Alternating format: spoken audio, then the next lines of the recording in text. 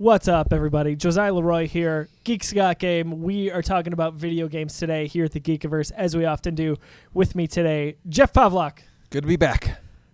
We missed you. All three. I missed both of you.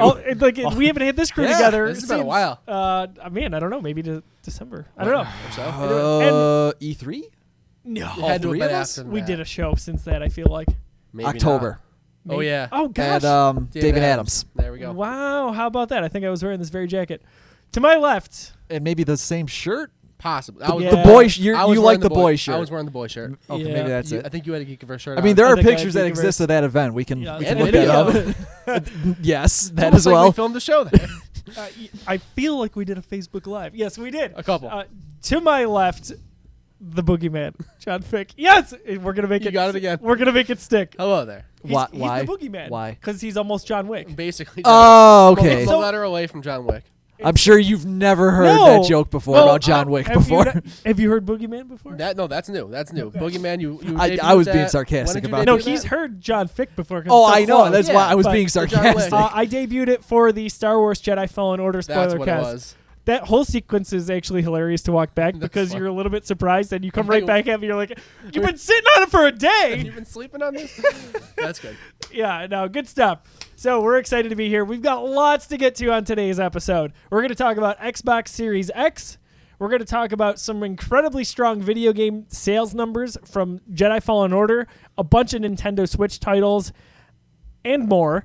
Lots more. And a few big wigs in the gaming industry finding new homes. Oh, yeah. So before we get to any of that, as always, we'll start the episode with what's in your system. Do you almost spill? I came very, very close. If you're watching It's a the... lot of I technology came on very close. I've thought about it. Like, it's probably good that Seth hasn't been on. Like, he's the spiller. Yeah. Oh, he would If 100% throw it everywhere. He has not spilled like wine on any of my furniture upstairs, table down here. Like, he is the spiller.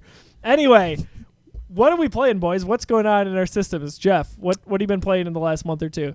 Fire Emblem Three Houses has me by the throat and will Man. not let me go. I went back to it about a month back because I played it over the summer when it first came out. I did one story route of the 4, dumped a little over 40 hours into it. But around that time was just when that deluge of games for Switch was starting up at the end of the year, like Astral Chain, Link's Awakening Remake, Luigi's Mansion, Dragon Quest, Pokemon. So I had to put it away even though I wanted to play it again. So I went back to it now. Did a second story route, so now I'm up to 85-ish hours on it. Man. And just yesterday I bought all the DLC. And I'm ready to do a third story route on it now. That is one I want to dive into. I'm no longer, I don't debate it anymore. It's the best Fire Emblem ever. Awesome. Like, I was, deliberating about that since the summer. But What was now, your other one? I'm Awakening. Would that be your yes, favorite? I would before say before this, Awakening was the best, whereas Path of Radiance was my personal favorite. then? Am I off on this, or was Awakening the one that kind of like brought Fire Emblem to the U.S. in a real way? Right. Yes, I haven't played one. Yeah, that was the one that completely rejuvenated the franchise, launched it to mainstream success that it had never known beforehand. It was going to get put on indefinite hiatus if that had not succeeded. Like, Cool. Nintendo flat out admitted, hey, if Awakening had not sold the way it did, we were going to put the series, we were going to give the axe to it. Cool. But Three Houses is just absolutely amazing. It's probably the best writing I've ever seen in a Nintendo game. The world building and the story for this game is far more mature and far more in depth than you've ever seen out of a Nintendo title, whether it's Zelda, Metroid, any other Fire Emblem game. I'm fascinated by this setting, the premise. Like, I would love a giant compendium of just like the world history and everything like that. They put so much effort into this story, and all the different perspectives are so cool. Like, you play through one story route, you're only getting a fraction of the story and all the lore behind it. If you want to fully appreciate it, you have to play multiple story routes. You love to see. So that's what I'm doing. That will occupy your time. Yes. I'm gonna let John talk about his before I get to mine because mine is kind You of have a crazy. list. I've got a list and it's gonna tie into the next segment very well. So, John, you're spinning your tires a little bit in terms of new games. Yeah, I haven't played much, to be honest, this year. So since the last time we recorded, I have played Dragon Ball Z Kakarot. That is not a good game. Oh boy. It's Really? So that's the hot take you were alluding to. I mean, it's there. It's not good. It's not offensively bad. It's just it's just a very uninspired RPG. There's no you feel no satisfaction doing any of the side quests. It's cool to see some like side characters from Dragon Ball and Dragon Ball Z, but all the side quests are just fetch quests. Go get these ingredients for this meal. You don't even need to cook in the game. You can just button mash away. The combat's fun. If you like Dragon Ball, it is a pretty cool way to re-experience the story. When I first was playing the game, I think what I said was either if you really like Dragon Ball, it's a great way to re-experience the story through like a bad RPG, or if you've never seen Dragon Ball but you like video games, it's a good way to experience the Dragon Ball story. I take that part back. Don't play this game if you don't know Dragon Ball. I don't trust people who haven't seen Dragon Ball. Yeah, there's a lot of them. Found one. So if you haven't seen Dragon Ball Z, don't make this your first experience with it. There's a lot missing. It's just not a good game. Again, I got through it. I probably put 40 hours into it. Sounds about right. I beat it. That's a lot for a game you didn't like. I did like it. What did we talk about, John? You don't have to finish games you don't like. But I did like it. But I can recognize it. The Resident Evil 6 dilemma. But it was bad.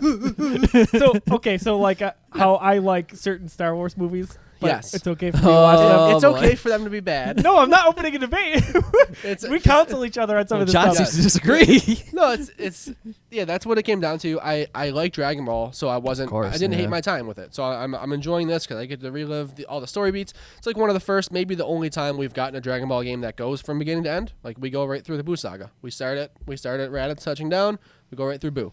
Most games stop at Cell for some reason. Right. Well, Just that's kinda- because, in my opinion, That's Dragon Ball ends with Cell as Oh, well. I love the Buu I hate saga. the Buu I saga. love it so much. I hate the Buu saga. Big Buu fan. Nope. I have no opinion on this. Right. I know, of whatsoever. course. Yeah. Shocking. It's very rare for me. I have zero idea. Yeah. So Zero. it's a bad RPG. The fighting is okay at best, and it's the Dragon Ball story. So not that great. But again, I enjoyed my time with it being a Dragon Ball fan. Also played through The Legend of Zelda: Link's Awakening, the remake for Switch. I'd like to play that. That game is awesome. I have not played a lot of Zelda games, but I love Zelda. Like I don't. Every time I play one and I finish it, like Breath of the Wild might be my favorite game ever. I don't know why I don't play more Zelda games. I love Zelda. That game was so much fun. I agree. I don't know why you don't play more Zelda games. So since then, I played Link's Awakening. Sidebar on that, I don't know how people beat these games without guides. Like I don't know. Yeah. I don't know if I'm just one of them dumb kids, but like No, I look at guides all the time for Dude. different things. And I mean, like Breath of the Wild, I didn't use guides for. I beat every shrine in that game, beat the game, no guides. But like these I used some. like dungeons in these Zelda games are nuts. I don't even know how. And like back in the day, they didn't have the hint systems that like the remake for Link's Yeah. Awakening does now. I don't even use the hint. You were just on your own, man. I'm just using guides. I don't know. The in-game hint system is I'm just following a guide. Did you beat Link's Awakening? I did. Yeah. Okay, so like Eagle's Tower back in 1993 was the video game version of Hell without a guide. Same. Good luck beating that, especially when you were like 5 or 6 years old. For sure. So that was fun. That inspired me to want to play more Zelda games. So I have picked up Ocarina of Time, which I have never played through. I've never gotten through the first dungeon, not counting the Deku Tree, the Goron Mountain. Is that the first dungeon? The Great Deku Tree is the first dungeon. Okay, so I wasn't counting that for whatever reason. Second dungeon, the Dodongo's Cavern. that one. Never beat that, and I'm in the middle of that right now. Just wait till you get to the Water Temple. Yeah, I don't want to play that. I know a lot about it. So I've been kind of just picking up and playing that one on 3DS. I haven't like fully committed to it. I'm just like every once in a while chipping away at it on the handhelds. Playing a lot of Fortnite Chapter 2 just as my pick up and play game. I'm not nearly as invested in Fortnite as I was during the craze. Still like it, respect it. Game's crazy. I can't believe how good it is, and it's free and all the updates they give to that game. But yeah, that's definitely like I don't really feel like watching anything. I don't want to pay too much attention. I just want to pick up and play and try to get a quick win in Fortnite. A lot of that. And then I've been trying out Project xCloud too. That's been a lot of fun. Yeah, so talk about that. So you got in on this. It's beta, right? The iOS beta. Yeah, so it's been in beta for months. I mean, I would say like 6 months sounds about right. It's been out for Android only. It just dropped maybe last month or so on iOS. So you have to like apply for the beta program. I got in. I've been running on my iPad and my iPhone. The only game available for the iOS beta unless this changed within the last week or so, I haven't really opened it in a couple days, is the Master Chief Collection, Halo Master Chief Collection. It's a good one to start with. It's very good. From what I understand, the Android beta has plenty of games on it, though. You can play like Gears 5 on there. There's like tons of stuff to play on the Android beta. Not sure why iOS only has one game, but I've been playing it, been hooking up. I actually been playing on my DualShock. I've been playing Halo on my iPad. I've been playing Halo on my iPad with a DualShock 4 through all officially supported services. I saw that DualShock was supported, and I thought I didn't read it. I thought I dreamed it. I'm pretty sure any Bluetooth device that you can hook up to your xCloud supported device will just work. Talk about It's nuts. like that crossover, right? Like they just, man, Xbox is killing it. That's cool. I mean, and that's a huge thing for me too. Like iOS gaming has come a long way too, with things like Apple Arcade, controller support, and now the fact that these streaming services are going to live on that. Like, I would prefer to game on this over a Switch. I would prefer a bigger screen that I can sit down with and have a controller in my hand like that. I mean, I know you can do that with the Switch, like the right tabletop library mode stuff, but like this again, I'm gonna have this on me anyways because I take my iPad everywhere. It has 120 frames per second support. I play Fortnite on this thing at 120 FPS. That's better than my PlayStation and my Xbox can do. It's insane. That is insane. It's wild. So like that's a kind of like another topic, but iOS gaming is coming a long way. But to talk about xCloud specifically, I cannot believe how smooth it is. Like absolute butter. So I was going to ask, like, what's the latency like? Anything like that? Like, definitely latency. There's as much latency as if you were playing a first-person shooter on a big screen TV without game mode on. Okay. So when I switch inputs on my TV and I forget to throw game mode on, that latency is the same thing I got on xCloud. I can get used to it, it's not a gimmick. Like I don't just open up xCloud to just test it out and play with it. I literally will just throw on a game of Halo and just play some Halo 2. And it just feels like I'm playing Halo. I just got to get used to the latency real quick, and then I'm in. It's fun. Yeah. It's awesome. And then especially games like puzzle games or like action-adventure games, things that aren't Twitch-based, like you won't even notice it. The latency is very, very good. It is definitely not, like, perfect. So there's artifacting. There's a lot of artifacting. You can tell it's like streaming a show when it's just like when you're not in ideal conditions. You can tell that things aren't as crisp as they should be. But it doesn't ever affect performance. It just seems like they scale it back and they give you like a lesser quality image when things aren't perfect, and like that's fine. I don't get hiccups. I just get a little bit of fuzziness every once in a while.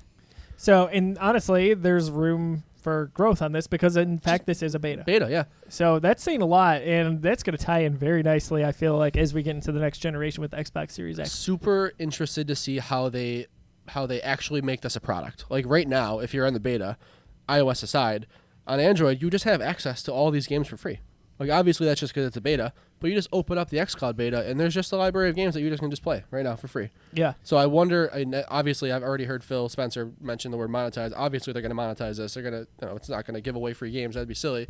And a service that they have to pay for servers and all sorts of stuff for. Right. Interested to see if this is its own thing, or if it's part of, like, Game Pass, or even if, like, maybe Xbox Live, Game Pass, and xCloud are all just one service. I was going to say, I wonder if they make it its own tier or something. There's going to be some sort of price point to it, I would think. I would ideally love for them to just $15 a month is the only option, or you can pay maybe yearly to get your discount. Yeah. And you get xCloud, your Gold, and your Game Pass, which I think is the cost for Game Pass Ultimate right now. Or it might even just be $12.99 a month. It's 15. Is it 15? Yeah. There's always deals to be had, though. Like so it is 15, but like right now, Amazon or Walmart has like a 3 months for 25. Yeah, I don't think I've ever paid full price for it. I've always gotten like buy 1 month, get 3 free. I started with a free month. I went to EGLX in Toronto and got like 6 free months there. They just were handing them out. Like they've been giving this service away to let people realize, and we're talking about Game Pass now, not xCloud, but they've been giving Game Pass away to let people really get their hands on it and realize like, this is an incredible service. It is. It's my favorite subscription service ever. Yeah. When it comes to gaming, it's just, they've nailed it so far. Yep. So I've been doing a lot of xCloud. I'm super interested to see how they actually roll that out. You know, what eventually it comes to. I know even before xCloud launched, they were talking about like it coming to Switch. Like, could that ever happen? Could there just be an xCloud app on Switch? You know, you're paying Xbox for that, but you're playing on your Switch. I mean, could be cool. Yeah, I don't see why not. Honestly, I'm so excited for everything that we're going to see in the pipeline for Xbox as we get into the E3 season. Really, just a few months away here now.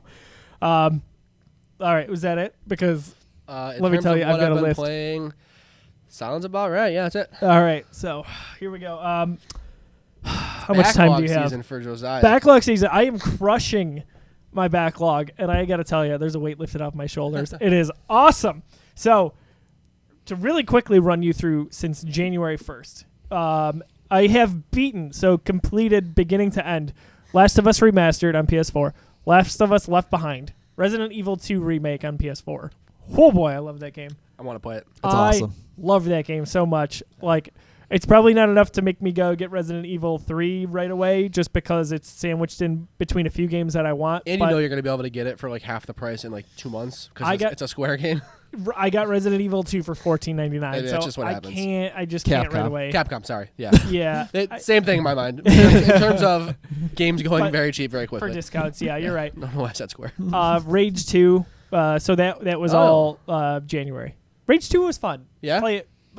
Is that on Game Pass? That just left Game Pass. Okay. I don't really care, but I was just wondering if you paid for it. I paid $15 for it. So I got it before it was on Game Pass, and it was in my backlog. Cool. We enter February. I play BioShock the Collection, because we had talked about BioShock. Yes, you never played Burial at Sea. Did you do that? Correct. So I did. Oh, so yes. we talk go. about that? No. Oh. No. So I went through original BioShock. I skipped 2, and I went to Infinite. Okay. And then I played both episodes of Buried at Sea. How do you feel about that? I really put the bow on the series for me. Awesome. Like, it was like so first of all, episode 1 was awesome in the sense that going back to Rapture it looked that much better, but to see it lively was really, really cool. So cool. Like, to be there right before you know what hit the fan. And then in episode 2, playing as Elizabeth. Yeah.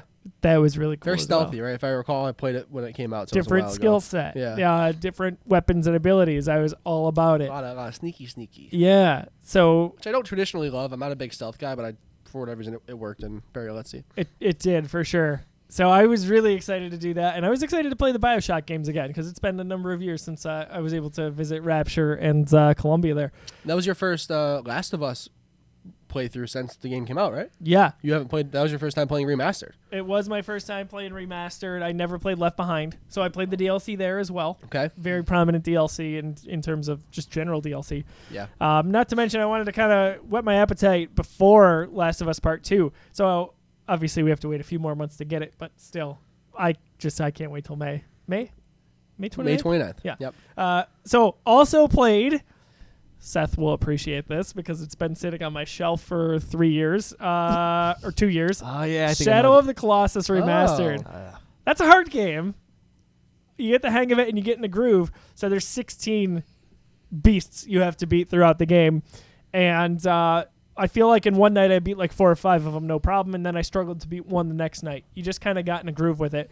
Definitely recommend it. It took me about 6 hours or so to play through. That's one of my favorite action-adventure games ever. It feels like a Nintendo game to me, actually. It has kind of that element. Like it has a little bit of Zelda in there, a little bit of Okami in there, just that open world. Oh, and, yeah. And I mean, yeah, you're fighting the giant colossi, but basically they're all giant puzzles. Yeah. Because you can't just run up to them and hack at their feet. You got to figure out how do you get up, climb up onto them, and find the runes to stab into. And with the limited energy meter that you had, like you had a plan. So you climb up on a Colossus and he starts shaking, and like you have to spend energy to hang on.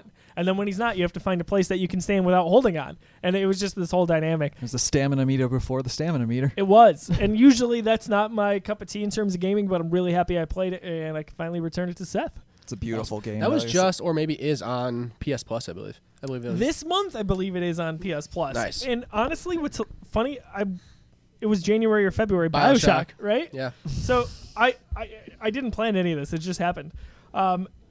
Also, so I had to travel for my day job, and I brought my Xbox with because I was like, I had to stay overnight, and this was my opportunity to kind of get in some real like game time because we got out of work, and I was like, all right, I'm going back to the hotel, and this is what I'm doing. I had preloaded or downloaded Fallout 4 onto my Xbox One before I left, and I was like, this is great. I'm finally going to dive into it. I've had it on my shelf for 2 years. And I realized I downloaded it to my hard drive. Oh, no. So I get there, and you can imagine what it's like to try to download an Xbox game on hotel Wi-Fi. If only you had xCloud. If only I had xCloud. It did not end up working out. But How many expletives were uttered that day? I stared into the TV for a solid 20 minutes in disbelief, not understanding what at all had transpired, thinking, I can't believe this actually happened. However, it was kind of all for a good reason, because I had saved on there, I downloaded it last year, the final 2 episodes of Telltale's The Walking Dead. Oh, okay. A series that was near and dear to me, and I kind of fell off as Telltale went through their turmoil. Sure. But a very beautiful ending to Clementine's story. And So I finished both episodes that night. wasn't even them Perfect. who finished it. They were already like done by the time that series. Didn't like Starlight or something? Starbright? What was the name of that Skybound. studio? Skybound. Skybound came in to finish the last 2 episodes. Got it. Yeah, 'cause I remember that was a huge thing. Like they went under in the middle of that run. They Right. did. Right at the end there, almost. So I'm really happy I got to play those. It made me play those. And then all within 2 weeks, I beat Fallout 4. So I had a really nice, I've had a really good phase here. Yeah, that's a lot of games. That's a lot to get through. Fallout 4 is a big game. I didn't skimp too much. Like I'm not a big side mission guy, but you have to level up a little bit in that Sure, game you to gotta have do a some chance. grinding, yeah. And I found the world pretty interesting. I always think of like Mass Effect. That's like my RPG. That's my game that I would spend countless hours in and play through over and over again. I would definitively say I enjoyed Fallout much more than Skyrim. Okay. If we're comparing Bethesda RPGs for really the last 2 generations now. Yeah. Skyrim I kind of just wanted to get through, and I couldn't have cared less about the story, even though at first I did. I just lost focus. Fallout 4 I really cared about the whole time, I gotta say, which I did not expect. I still like Oblivion more than Skyrim Never played Oblivion. as far as Elder Scrolls go. I still think Oblivion is the best in that franchise. I think you could probably make an argument either way, from what I hear at least. But that's where I've been at. So if we shift into backlogged here kind of briefly, a lot of those games were on my backlog. They're gone now. I mentioned I'm not Fallout. surprised to hear that. I mentioned BioShock last episode. All of this, by the way, stemmed when I tried to play Bloodborne after I beat Rage 2. Okay. And an hour in, and I was beyond frustrated, and I was like, I can't even handle the first hour of this game, which is presumably the easiest. It's not going to go well for me. So, alas, I made the decision not to find this state where I was going to grind through Bloodborne just to do it. It's not for me. I wanted it to be. It's sitting on my shelf, along with Sekiro, unfortunately, because those 2 were going to be the next 2. I was able to play all these other games because I didn't go through those.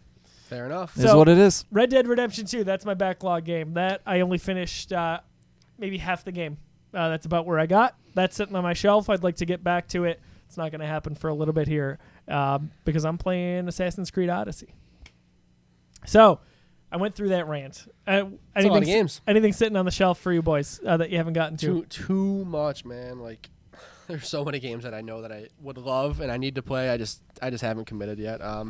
What's one game? Red Dead 2, I'll go with you there. That's the one that's kind of like on the tip of the tongue. It's like every time I sit down to play something like that, that crosses my mind. Actually, given that the time that it deserves, but haven't. I might. Pav, anything for you right now? You might remember this story. A couple years ago, I bought Twilight Princess HD for Wii U when it first came out, and I was doing hero mode, which flips the visuals, because when that game first came out for Wii and GameCube, there were basically 2 different perspectives. If you played it on GameCube, Link was left-handed, like normal. On the Wii version, Link was right-handed, and in order to accommodate that, they just switched the visuals of the entire overworld. They just mirrored it? Yeah, they just mirrored it. Oh. I played Twilight Princess on GameCube, so I don't know anything about the way that the visuals look in the Wii version, which was just mirrored like that. So literally entire sections of the map are in the east or west. They're just flipped like that. But I got Twilight Princess HD for Wii U, and I started on hero mode, which has what I'm used to, the mirrored overworld. It has it where Link is right-handed, and it has that flipped overworld basically that I'm not used to. I got 2 dungeons in, and I felt like I was in the Twilight Zone. Everything just looked so weird in reverse like that. Because Twilight Princess is one of my favorite Zelda games, one of my favorite games in general. I'm so in love with that game and the world there, that rendition of Hyrule. So it's very close to my heart. To see it flop like that just felt like it's too weird for me to look at. I couldn't do it anymore, so I put it away. I literally picked it up yesterday, and I'm finally starting it again. But I'm not doing the mirrored mode. I'm just doing it regular. Good for you. Yep. So I'm finally going back to that through the HD version because they actually add a lot of cool stuff to it. There's a whole new optional dungeon they added to that. There's the amiibo support. Cleaned up some of the more tedious parts of the game. They added new difficulty settings. So and like I said, that's just one of my favorite Zelda games ever. So I'm really looking forward to going through it now without it looking like an abomination to me. That's important. As I quickly learned in Bloodborne, that game itself was not for me, let alone that version for you. And it's funny, Brian Altano actually tweeted me from IGN because I tweeted him and I'm like, he's playing through Bloodborne right now and he loves it. I just know that from following him on social media. And I was like, what's your advice for someone who's just totally not capable of doing this? And he gave me some good pointers, but it's still not going to get me there, unfortunately. So right now you're probably listening to this episode on Apple Podcasts or SoundCloud or right through our website. Just so you know, there also is a video version which you can check out at youtube.com/thegeekiverse. We've got a full list of shows there. Just about anything that you hear on the podcast side, you can watch there. So again, that's youtube.com/thegeekiverse. On to the next segment here, honoring the past. So we go back 10 and 20 years respectively to look at video games that came out in the month that we're recording. So this is an easy one for us. If we go back 20 years to the year 2000, we go to March. Not a lot for me had come out. Pavlok, I don't know if you want to look at my list or if you've got it pulled up here. Honestly, there's not a lot that I was really playing at that time. I mean, at that point, you had PlayStation 2 and GameCube both coming later in the year, so the N64 and the original PlayStation were really on their last legs. There really wasn't much coming out at that time. I know there was that Kirby game, I believe Crystal Shards. I actually didn't even play it at the time. Granted, I was only 10 years old at the time too, so it wasn't so easy for me to go buy a game like it is now. Sure. So we see Thief 2. That's kind of a notable release there. It was the releases were far more spread out in those days compared to now, but then especially with the factor that you had new consoles coming later in the year, the industry was quiet at that time. And we're looking at 5 or 6 total releases for March here, whereas we go 10 years ago just to 2010, and I feel like as the decade went on here, we got more and more spread out releases throughout the year, as opposed to just for the holiday season. Yep. So for March of 2010, for me, there's a few notable ones. Battlefield Bad Company 2 came out March 2nd for PS3 and 360, and that was always a popular game right around that time in terms of shooters. Like that was, I feel like, the one that brought Battlefield maybe to the next level. I actually only played very little of it, but for what it's worth, that was there. And then there was another one on my list here that I had. God of War 3. That's the one. Yeah. So PS3, that came out March 15th, and that was one of the first PlayStation 3 games I got after I got my PS3. I got Heavy Rain, as we know, my love of that game. But God of War 3, that was the first dive into the series for me at all. And honestly... That was the first one you played? It was. Really? Because I didn't play 1 and 2 on PS2. Okay. I think they were PS2. Yeah, they were. Both of them were. And then Ascension, actually, that came after God of War 3, I did not play either. So when they remastered it and brought it to PS3, the originals and the PSP games, I played a few of those. But God of War 3 was my first definitive experience with this, and I enjoyed it. I really did. But let me tell you, had I known what was coming just really a handful of years later for PS4 with the God of War soft reboot, my gosh, like that is one of my favorite games of all time. Yeah, I'm with you there. Yeah, I'm wearing the shirt that says "boy," ironically, and I didn't even know that this was happening. I just pulled it up. Metro 2033, also a notable title. Pokemon Heart Gold and Soul Silver. That's pretty huge. Those were really really good remakes on the DS. Pedometer. Yeah. I still have that. I never even opened it. I still have my pedometer in the packaging. It really can't be understated how beloved Gold and Silver were. Yeah. I would say I probably know more people who prefer those to Red Blue, which, Yes. Red Blue you consider those the most iconic in the series given what they launched, but especially competitive players or people who take the mechanics really seriously. Gold and Silver really elevated the RPG mechanics of it, and then Heart Gold and Soul Silver, those are really good remakes. Yeah. I have a lot of time sunk into. I think I have silver. I definitely have soul silver. I got gold. I got heart gold at the time, and I can't remember why. I think it was because Arcanine and Growlithe were exclusive to it, something like that. I just like Lugia. Lugia is cool. I don't know, Lugia or Ho-Oh. I don't know which one I prefer. I go Lugia. They're both cool. Yeah, good The 3 legendary dogs are where it's at, though. Those are probably those might be. I was about to say I like them more. Yeah, I like them more than the legendary birds, but I think I do. I'll bite my tongue. I think I do. I think I'd go with the dogs. Raikou is. I'm a Suicune. He might be one of my top 10 favorite Pokemon ever. Suicune's so up there for me. I mean, Entei's awesome too. Good the stuff. movie, remember the movie? Pokemon 2000. Oh yeah, sure do. No, the one with Entei. Was that Pokemon 2000? Sure was. It was Lugia and Entei, right? No, the second one was with Lugia and the legendary birds. That was 2000. Which one was Entei? What was that called? That was the third one. It was with the unknowns. I can't remember the name of it. You're right. It was like the little girl that he watched over at that mansion. And Entei talked for some reason. Yeah. Got it. Him and Charizard fight at one point. Gotta know the answer. Stupidly epic. Yeah, I can't remember the name of the movie. I think it might have been called Pokemon the third movie.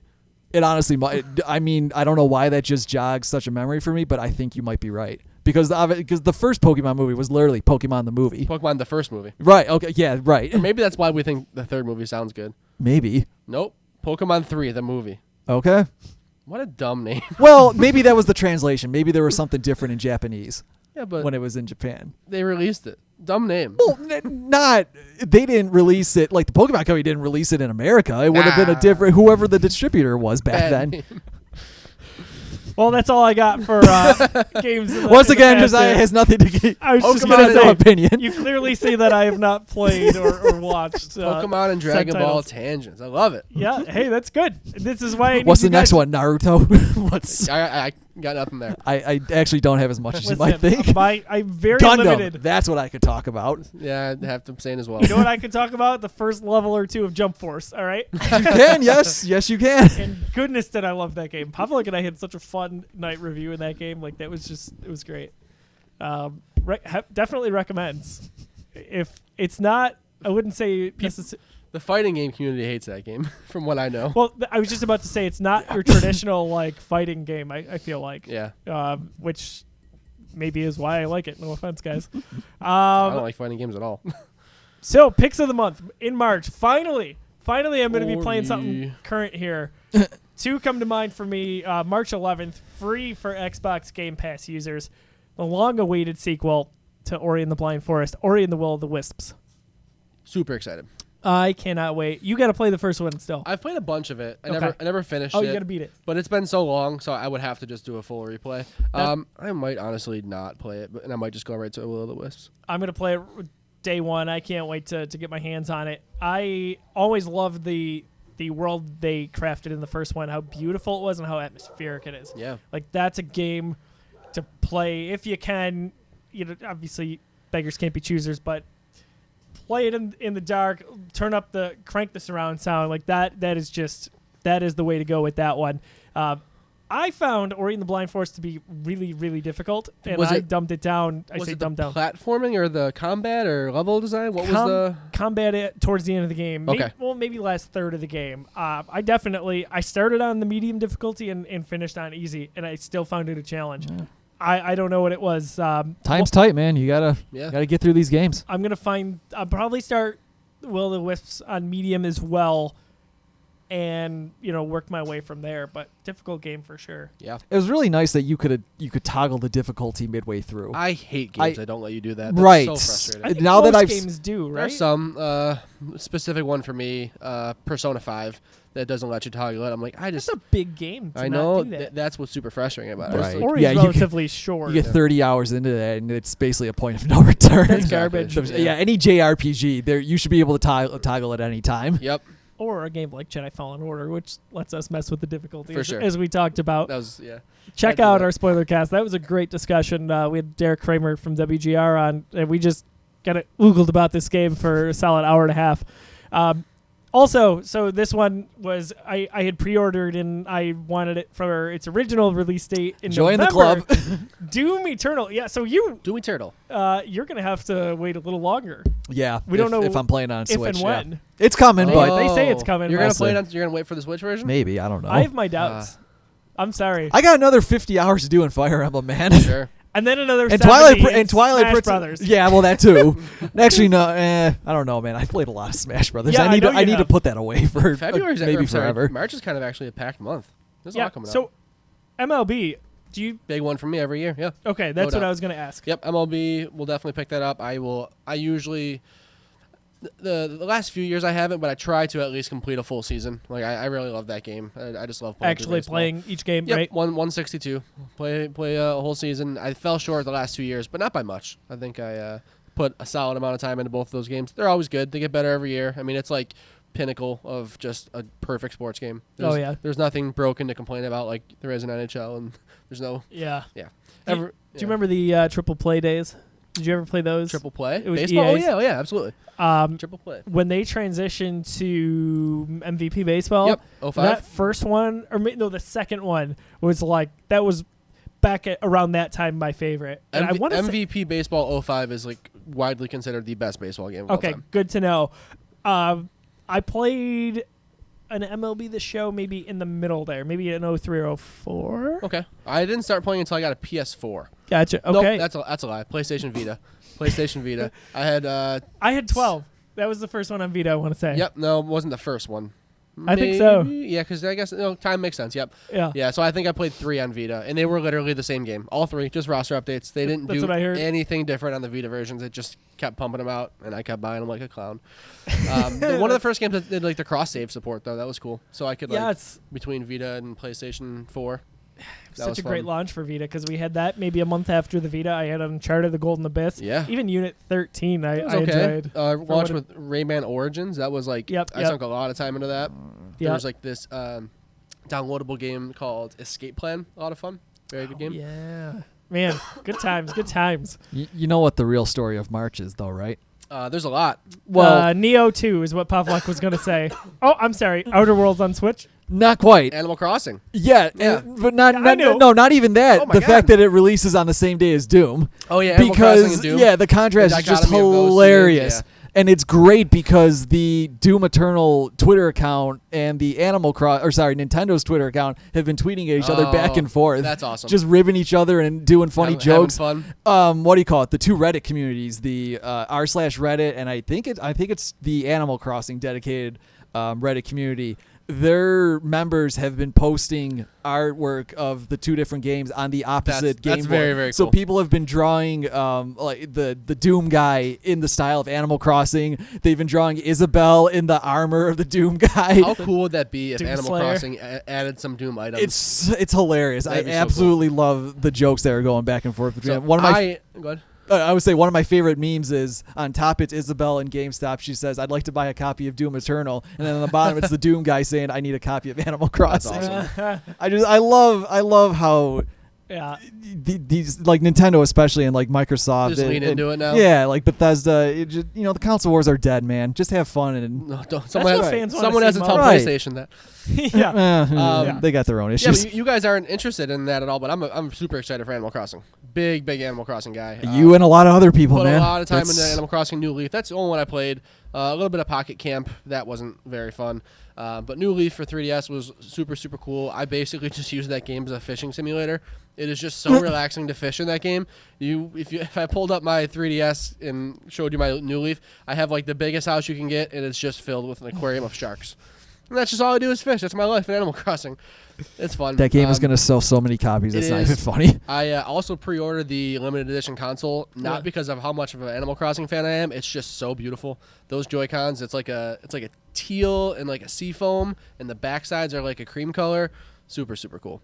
So I was saying I'm like 60% sure I'm going to keep that pre-order. I really want it, but like, can I justify that? We'll figure it out. You know what's amazing?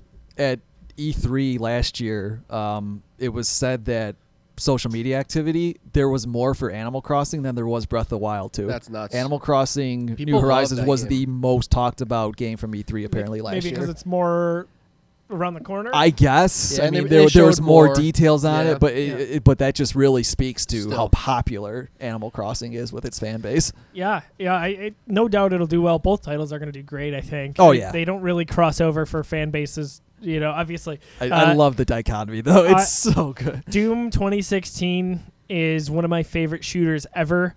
And after, it's so funny, all like the heavy games I've been playing lately, so just huge open worlds with Fallout and now Assassin's Creed Odyssey, where I'll have to sink another 40 hours in to get to the end. I am ready just to blow some crap up. Yeah. Let me tell you, I'm ready to go. And Doom is going to be, Eternal is going to be the perfect game for me right now. I can't wait. I cannot wait. Anything else that we want to highlight for the month that we haven't talked about? I think we got to pretty much everything for us. Pokemon Mystery Dungeon, those guys are coming out at the end of this week. Couldn't care less about that. Neo 2 you mentioned. Outer Worlds for Switch. That I played a lot of the Outer Worlds. That was pretty fun game. I will probably end up playing that on Xbox One when I do get around to it. Yeah, it's on Game Pass. But I love the thought of it being on Switch. Yeah, very cool. That is super exciting. That's a pretty to me. big release for them. That really is. It kind of has gone under the radar a bit, I feel like. Yeah, because that kind of seems to be the story with a lot of these like AAA Switch games is they get announced day and date. You know, when the game is announced, it's also announced that it's coming to Switch, but it's always kind of like later. So game launches, there's buzz around it, and the kind of Switch version suffers because of that. Do we think Doom Eternal will see the light of day on Switch? Yes. It will. Yes. I mean, Bethesda's been very good about it. Exactly. Literally, you took the words right out of my mouth. What month is it now? March? I don't know. Fall? I say September, I say October. Holiday. Yeah. No, Bethesda's been pretty good about their Switch stuff. They have. They're the strongest third-party sport, right? I was going to say third-party champion for sure when it comes to Yeah, everything probably. there. I mean, that or Square, maybe. Yeah. I don't know, but one of the two, probably. So let us know at facebook.com/the Geekiverse which title you're most excited for. Are you going to be crazy and buy both Animal Crossing and Doom? If you do, send us a picture. We'd love to see that. Okay, I will. You're sitting right here, folks. So we're going to get to the news here. We've got 9 news items. A really nice news month, actually. We kind of, whittled it down here a little bit. But let's start off with kind of the heavy hitter here. The new... where do I start? There's so much I want to talk about with Xbox Series X coming out this fall. Beautifully delivered just a few weeks ago by the time you're hearing this from Phil Spencer through social media and at xbox.com or news.xbox.com. Initial takeaways, obviously hilarious. Right off the bat, we're getting 12 teraflops because that was kind of the joke. That was the meme. How many flops? Yeah. How many flops are we getting here? The 1X. A lot of tech terms here, from variable rate shading to hardware accelerated DirectX ray tracing. So, what does this mean in layman's terms for us, the gamers? There's a lot of power under the hood for this new system for Xbox that we don't know a lot about, and we don't know how Microsoft views it just yet, but we've got actually some good insight here. A few notable things from Phil Spencer's blog post is that I want to mention here. Hang on, what was the term for it? Okay, smart delivery. Smart delivery is going to be cool. I am all about that. So you buy any version of a game, they've got to confirm it with third-party developers, but anything... It's an option. So basically, a third-party developer can choose to utilize this if they want. Yes, and I imagine most will, especially as we get out of the initial launch window. Yeah. But you buy an Xbox One version of a game, you get the Xbox Series X version as well when you go to upgrade. Or vice versa. If you've got an Xbox Series X and you're going to go play on your Xbox One, that you'll be able to play it cross-platform The and proper get version. the correct version of said game. And we already have confirmation that Cyberpunk 2077 is going to support this feature. Which is beautiful because super cool. That game is coming out in September, and that's when I'm picking it up. I mean, they just sold a copy of that game to me on Xbox. Like I would have probably purchased that game on PS4 as one of like my last PS4 games because I have a Pro, but I don't have a 1X. But I'm probably going to buy it on Xbox One now because I get the good version on the Series X. It's really smart future-proofing in a way for Microsoft. It's just so friendly. It's just like why not? Why are we repackaging games that came out 8 months ago and selling them for $60 again? They kind of toyed with this at the launch of the Xbox One. If you could, a lot of retailers were allowing you, Microsoft included, to upgrade your version for $10. Yeah. So Call of Duty, was it Infinite? No, it was World War II. No, the first one was it was. Oh man. Yeah, it wasn't World War No, II. it was Ghost. That's it. Ghost. Right? Yeah, so you can upgrade that. And like Madden, I think that year came Yeah. out. You can take your game to the Microsoft Store, or maybe even GameStop was doing it. Just hand in your 360 copy and pay $10 to upgrade it. So like they've kind of been experimenting with that. But this, I mean, now we're kind of like in an all digital future. How does that work with a disc? I guess your disc just gets upgraded. They just download. It just downloads. That's a wonderful question. I have no idea how that's going to work. So I'm sure you just pop in your Xbox One disc, and then it'll just download the patch, the update. I imagine Yeah, that's it'd be kind no of different than like a DLC patch. Yeah, you're right, Probably. you're right. your key to the game almost, right? Like, Well, so actually, here's another one. Witcher 3 just did that on Switch. Switcher 3. They just added those new options for graphics and the running power of There it. you go. And that Oh, really? Yeah, it was actually a very extensive patch that like, and people, I haven't seen it myself, but people have said the graphics can now be noticeably improved Just on by the Switch download? version. Yeah, just with the get you to download. 720. Maybe? It might. I think it's just textures. I don't know if it's a resolution bump. It's something like that, but Okay. no, like it was a Yeah. pretty extensive update, and they said the improvement in the visuals and the running power was it's pretty noticeable. So Yeah. I maybe it's something like that. It's just like you said, the Just- digital yeah, patch. it's a new file. Yeah. Yeah, Well, I mean it's not outside the realm of possibility, is what I'm saying. No, It's- it's not. Yeah, it is. That's what's happening. Yeah, 'Cause that's now you've got on your Xbox One, you have to have the disc if you're using the physical version, for Sure. example. I imagine maybe that's it. Like you've played the game there. I don't know how that translates to the next gen and vice versa. yeah. I mean, I'm sure it's going to be pretty seamless. Like, I don't think you're gonna. I don't think there's going to be like a gap. It seems like Xbox just wants this to be like a fluid transfer. Like Yes. we were talking about our smartphones a little while ago, right? Like, Yeah. you guys have an iPhone 6, iPhone 6s. I have an iPhone 11. We all can run Facebook, right? Sure. Mine might be faster or whatever. Like, we can all run most of the games on there. They just scaled to the device you're on. You know. Right. Yeah, Yeah. I think that's how it's going to go. And it's such. I joked pre-show that this should be called the Xbox 180, just because Yeah. of how drastically different it is from the approach to the Xbox One launch, where it was, digital rights management was so big. It was this is your all-in-one. You're going to be able to watch your cable sports, through TV, it. sports, Call of Duty, And look, TV. in just a few years, how far away we've gotten from that, and this is just a total gaming device that it looks like is aiming to make gaming as easy as possible. They are just like padding.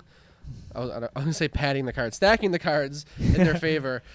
All these awesome services with Xbox Game Pass, with xCloud that's still in beta, the smart delivery feature. I don't know if you're going to go back to it, but one of the features that they talked about in this article, the being able to pause multiple games at the same time, like all these just super, super cool features. They're just so you they're crushing basically it. get to quick resume, they said. Yes. It's called. You can, multiple games could be in suspended states. So With- like you could be playing without going through loading screens. exactly. So it just stores it in, which is nice, and that's probably because of the SSD that they're going to use, because they can probably write that to the SSD now, which is nice. Right now they can't do that with a hard drive; it's way too slow. That's really nifty. Yep. Oh. Yeah, this thing's powerful, and I can't wait to see more in the coming months as we get to E3 with it. The other thing, so we were talking about smart delivery, across your Xbox devices, your generations. 4 generations of gaming. So anything that is backwards compatible now, and they'll continue to develop that library to be bigger as they've done this generation, is playing the original Xbox and 360 games as well as Xbox One games on Yep. there. So no having to worry about, playing on old systems or anything like that. You're going to be able to play across generation, no problem here. Do you guys think... so I feel like in this generation for Xbox One and PS4, we got a lot of remasters, re-releases. Do you think this kind of puts the kibosh on that, or Depends on Sony. Depends on their approach. Yeah, I'm curious to see what Sony's approach will be to this gap from PS4 to PS5.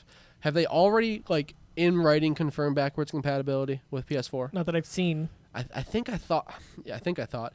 I think I read that they did say something about backwards compatibility. First of all, baseline, if they don't have backwards compatibility, that's insane. If they launch that PS5 and it can't throw a PS4 disc in there, At this point, how could they not? You would think. exactly.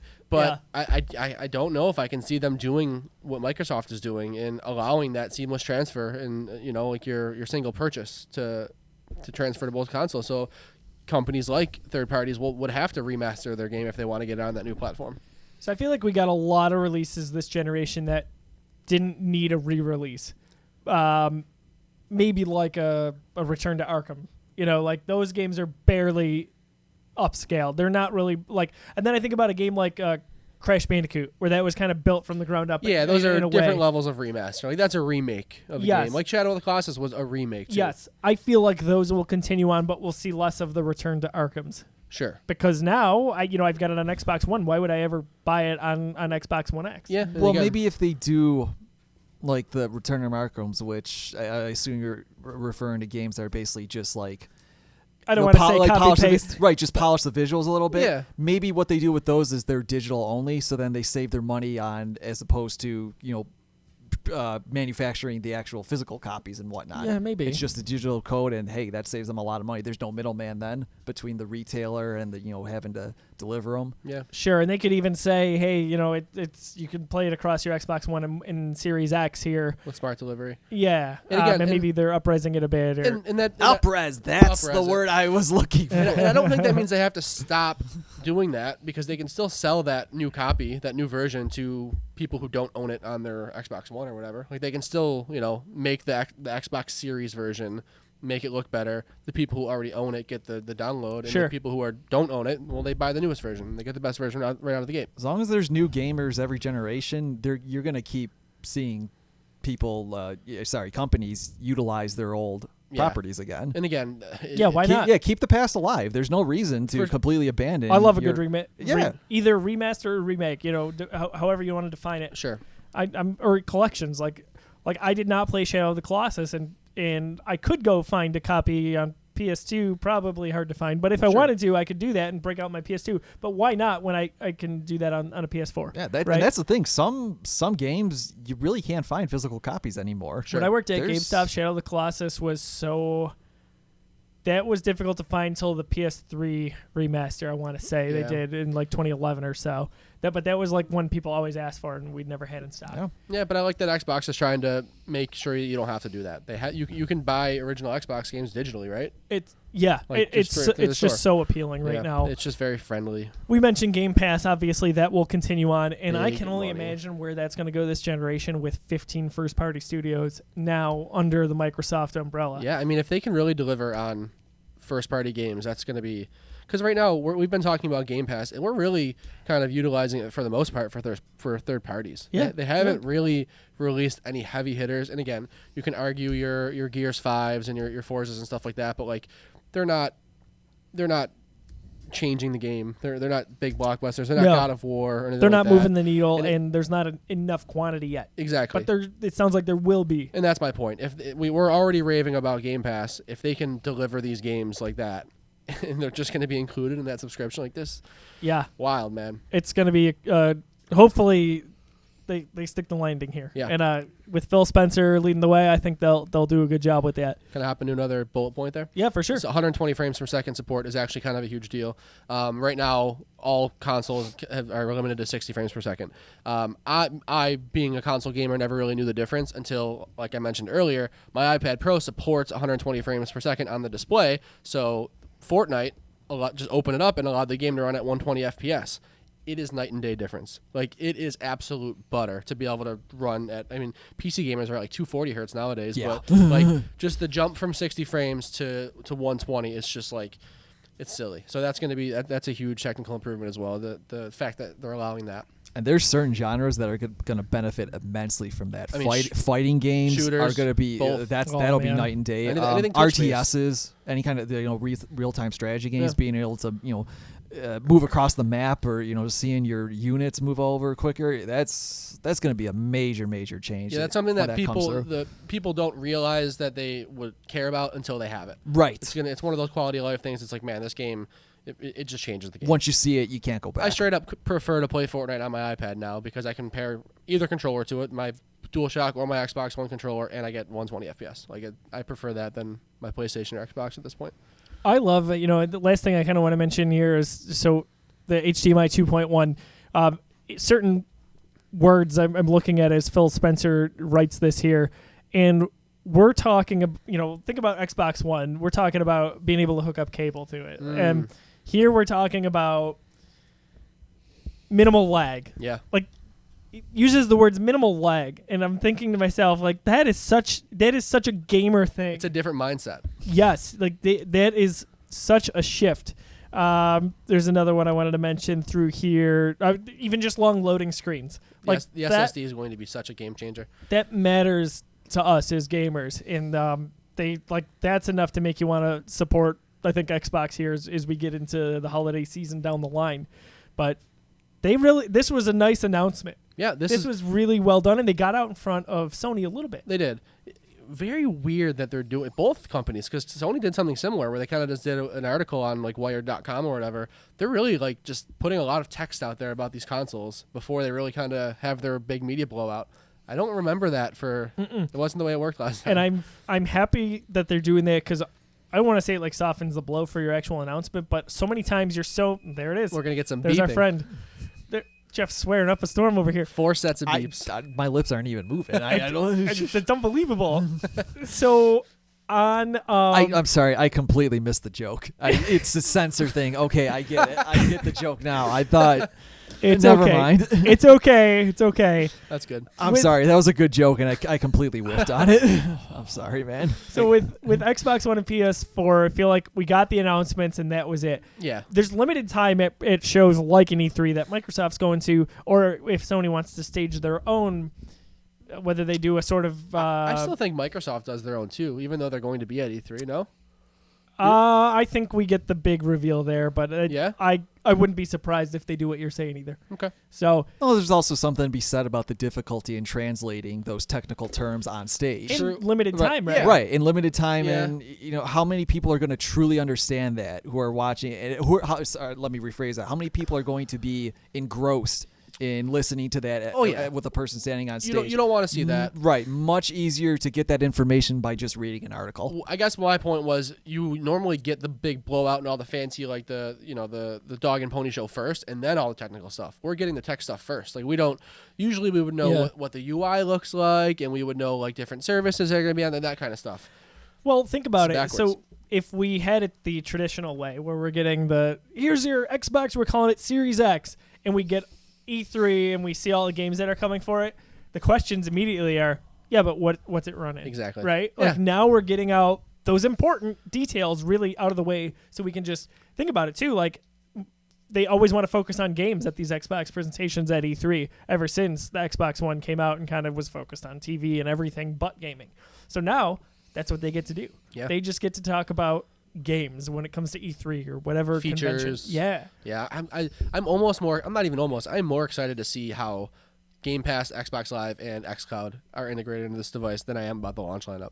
Like I'm so curious about how that ecosystem is going to work.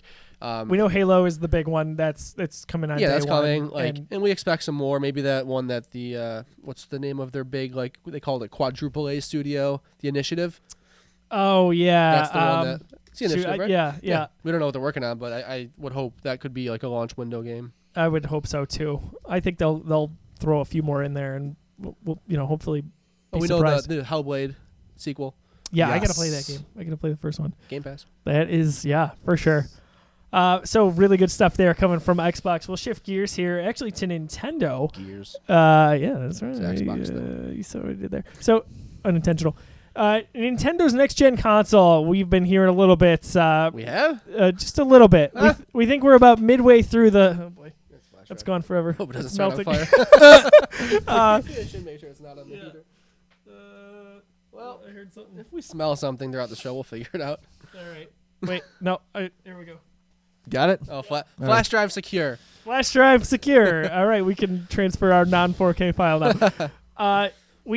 It sounds like Nintendo's next-gen console may come in 2023. That being said, we are 3 years into the Switch's life cycle, almost actually to the day. Was it today or the 3rd? It was I the think 3rd. it's let me March? double check. I can't remember if it was March? the second or It was third. the 3rd. Yeah, it's the third. I'm pretty sure it was the 3rd.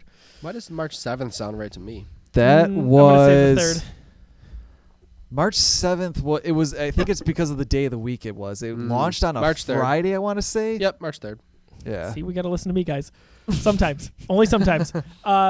So that being said, we're 3 years in. That would put the life cycle at a total of 6 years if it is 2023. Yeah. How do we feel about that? Sounds about right.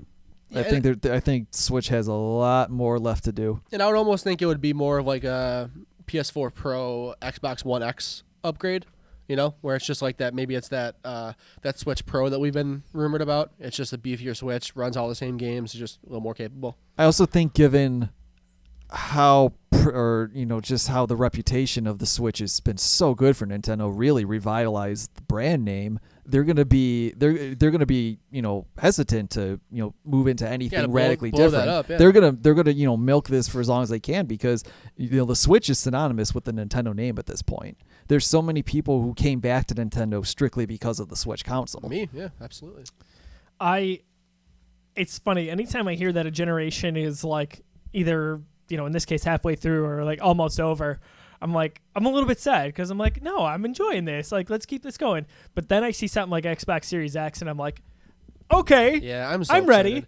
So that's how I feel about Switch right now. I'm like, I love this device so much, and I always talk about it with you guys that I need to play more games on it. Sure. In general, but what's wrong with an upgrade, right? Or a next gen version of that? Yeah, and again, I wouldn't like them to completely blow it up and like make the Switch obsolete. No, I don't like this. Is my sweet spot for consoles. Like in terms of obviously handheld to TV hybrids. Like I love what it does. I would love to see more of it. Just give me some more power. Better version of it. I think they'll follow the mobile phone kind of route, where it's like an incremental upgrade, kind of like how it's your iPhone 6s to iPhone 7. Yeah, it's not going to be like the GameCube to Wii kind of transition. Like, I think we almost might be done, maybe besides PlayStation, with like those hard cutoffs. Exactly. Yes. Those hard generational. Like, all right, well now you can only buy games for this now. They don't work backwards. No, I think we're getting away from that. Think about technology. Really, gaming is the only industry that does that. Yeah. And only console gaming. Like PC gamers don't deal with that. Nope. Series Mobile X phones don't do that. Certainly feels like it's that for sure right there. It's there's a lot of hype and there's a lot of like pop and circumstance around it, but it kind of does feel a little bit like the One X. The one to the One X. Yeah. It's like I'm just gonna get some more features and I agree. Some better visuals, but like doesn't look terribly different. Obviously, it's a different shape, but like it's in that family. And not that this really matters, but I wonder if the UI is going to be the same. I wonder if they're going to do a different dashboard to kind of to distinguish. Oh, did you get the update, by the way? In the last few days, there's a new Xbox dashboard. It's very similar. I don't know. I turned my Xbox on one day and I was like, "What is this?" Huh. I had no idea it was coming, but it's so on the one that you would still have, it would go left to right with. You've got your home, Game Pass, store, all that. It's now, it's a little bit like that, but it's up and down, as opposed to interesting. Okay, left and right. And I wonder, like, so the default background was the Xbox Series X. Sure. And I'm like, I wonder if that's a little bit of a tease. Yeah. I've never seen any kind of hardware or anything change its UI more frequently than the Xbox One has. Oh my gosh. There's been like 6 different UIs. It's been insane nuts. since day one. Figure it out. Yeah, totally different. Figure it out. But yeah, that's the thing now. Okay. So I'll have to check that out tonight. Turn it on. I'm a UI nerd. I like that stuff. Yeah, it'll take a little bit of getting used to. It's okay. But yeah, I'm interested to hear your thoughts on it. Moving on to news item 3 here. So KOTOR, Knights of the Old Republic. There's rumors from a few sources. I'm citing IGN, who's citing a few other sources actually. But they are there's 2 things going on. We think there's a possible Knights of the Old Republic remake, and then there's just potential that there is a different game, but a kind of a sequel of sorts. My opinion with looking at all of this, so we had Star Wars Knights of the Old Republic, and then a sequel on the original Xbox back in the day, is that this would be almost like a soft reboot if this does come to fruition, and if EA ever gets their head out of their ass when it comes to Star Wars. Yep. So I think that's where it's going, and let's talk about that just for a minute. What do you guys? So that's what they did with Battlefront. They kind of rebooted it. It's a lot of the same elements. This one is so story based though. Right. So that's where. But again, the old canon has been wiped away. This would be kind of a reestablishing of a lot of these characters. What do you guys think of that? Would you like to see some sort of a like a built from the ground up reboot of this for our current or next gen systems, or do you want to see just something completely different? I would hope they just take the original story and say, hey, this is actually canon. This is no longer in Legends. This is actually canon, because I think that story is one of the most iconic expanded universe narratives out there. I mean, the twist with Darth Revan, And I know next to nothing about it. I'll tell you. Okay. As a huge Star Wars fan. I'm just one person, but I'm just saying. Okay, well, I will not give away the No, twist then. Dude, the game's been out for it doesn't matter. 15 years, so you're my good best, for spoilers. You're my best bud. I can't do that to you, but no, seriously. No, I'm just saying. I'm one person. I don't know it. I played a few hours of the first one. Never touched the second one, and when they released it for iPad, I played it a little there. Cool. Have you dived? Okay, so No. John isn't. No KOTOR. For me, selfishly, I want a reboot of it, almost like a built from the ground up, like cinematic experience. Hey, you never played it back in the day, but we are taking that story, making it canon, and we're going to modernize it for your 2020 systems. I think that's kind of the only way you can do it, right? Like, why it's so beloved, don't call it KOTOR if you're not going to give it the same story. I think they could call it KOTOR and like write a different story, but it'd have to be heavily influenced by those original ones. Obsidian, was it Obsidian? Yeah, Obsidian always envisioned it to be a trilogy, and we never got there, which is kind of intriguing because those were such popular games. But I would be all over it. So you think they maybe go like the Thrawn route, the way they brought him into the canon? Exactly. Like influenced by those original ones, even Right. same writer, which is kind of crazy, but something that is fresh on its own. And I feel like that way you're hooking in everyone who loved the originals, well, most people, and then you're going to get people like me who never really played them much and just love Star Wars. So I guess there is kind of a precedent for it because, as we found out now with the upcoming novelization for Rise of Skywalker, I mean that plot is so similar to the Dark Empire comics. Mm-hmm. You know, everything with Palpatine that's basically the concept that was taken right out of there. Oh, sure. So there is a precedent for them looking back to the expanded universe, which is now Legends, and still utilizing that for the canon. Of course. And then you've got, I mean, in gaming alone, that could look, work. we've got God of War, which totally remade itself, but again, was heavily influenced. Yeah, and that was technically a sequel, but, you know. Sure. And then you've got, there's another game I wanted to mention. Or even like Call of Duty Modern Warfare, right? Sure. Like to a lesser extent based on story, but rebranding its story while diving into the past. Right. So I would be all for that. And my thought would be give BioWare something to do here with Star Wars. And they've had a bit of a rough time in the last few years with their releases. Give them a shot to develop a story here, an open world that is just, enriched in Star Wars lore, and let them run wild. And I feel like that is the comeback game that a studio like that would need. That's where I'd love to see it go. That moves into bullet point number 4 here. Few Star Wars canceled projects at EA. We knew about 2 of them, but there apparently was also a Battlefront spinoff that was canceled last year. This is from Kotaku, and I think that's kind of interesting that we've had this many games in development under EA's umbrella, if you will, since they took over the Star Wars license, and we've had 3 of them canceled now. What is going on? How is the mismanagement there? From on a scale of 1 to 100, how much do you hate EA for what they've done to Star What's Wars hilarious games? is I was always, to a degree, an EA defender. Yeah. And here they are. They're basically like, ho, Josiah, you like us. I dare you to defend us after we take your most beloved lore, your IP, and just crap on it. That's what you've done, EA. Honestly, I enjoyed Battlefront 2 way more than the average person. Most people enjoyed Jedi Fallen Order, so that's not really fair to say. But I'm disappointed. I'm at this point wishing they would just get out of the contract. Yeah. Because you've said that before. This is not the first time I've heard you. It was utter those words. Yeah, 2013 is when they took over, and I've only got a shell of a Battlefront game in Battlefront 1, Battlefront 2, which has changed so much. Took a while to get there, at the very least. It's now a very, very good, complete package where it wasn't at launch. And we got Jedi Fallen Order, which, frankly, was probably a game that was only possible from a studio like Respawn, who is just so... there's a lot of studios that could do a quality work. But what I'm saying is Respawn did this in such a short period of time. We're working on a different IP altogether and then transitioned and made what many consider to be one of the best Star Wars games of all time. It's saying a lot. And get your stuff together. You've got a lot of studios that you could work with. How many studios would raise their hand and say, we want to work on a Star Wars game? Yeah. you gotta look at EA and think it's them. Do we have like logistics on this contract? And when is it up? Do we know? Is that It was a 10-year contract, and I no. believe it started in 2013. 10-year exclusivity on developed games. no? Yep. I almost wonder how much of the mismanagement is on EA and how much of it is on the not. I know it's their responsibility, but I wonder if they're the ones pulling the plug, or if it's Disney who's pulling the plug on some of these projects. That's something that is not often talked about. Yeah.